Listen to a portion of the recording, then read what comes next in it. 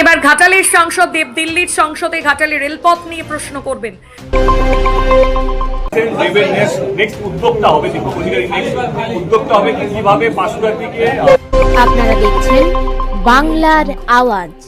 বিষয়টা হলো ঘাটালের মানুষের প্রশ্ন বাংলার আওয়াজের মাধ্যমে সাংসদ দীপক অধিকারীকে করা হয়েছিল।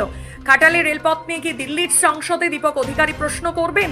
ঘাটালের সাংসদ দীপক অধিকারী অর্থাৎ দেব কি বললেন বিস্তারিত শুনুন। ঘাটালের মানুষের প্রশ্ন, দেব কথাটা তুলেছিল বলে মাস্টার প্ল্যান শুরু হয়েছে, এবারে আবার প্রতিশ্রুতি বিজেপির পক্ষ থেকে রেল লাইন, তো দেব কি দিল্লি সংসদে এই কথাটা তুলবে? এটা ঘাটালের মানুষের প্রশ্ন।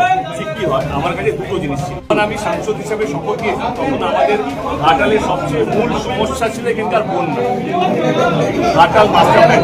আজকে যখন ঘাটাল মাস্টার প্ল্যানটা স্যাংশন হয়ে গেছে, দেবের নেক্সট উদ্যোগটা হবে দীপক অধিকারী, নেক্সট উদ্যোগটা হবে কিভাবে পাঁশকুড়ার দিকে রোড চন্দ্রকোনা অব্দি ট্রেন লাইনটা, যেটা অনেক আগে মমতা ব্যানার্জি সরকারের একটা ফাইল পাস করা হয়েছিল, সেটাকে যেন এবারে অমল করা হোক, বা এবার সেটাকে যেন সেটা নিয়ে ভাবনা চিন্তা শুরু।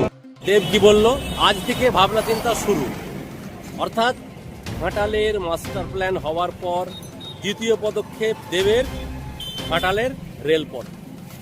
উনি কথা দিয়েছেন যে আগামী দিনে দিল্লির সংসদে এই ঘাটালের রেলপথ নিয়ে উনি আওয়াজ তুলবেন।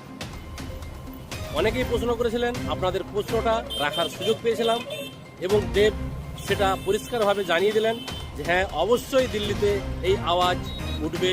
নকিবুল ইসলামের রিপোর্ট, আপনারা দেখছেন বাংলার আওয়াজ।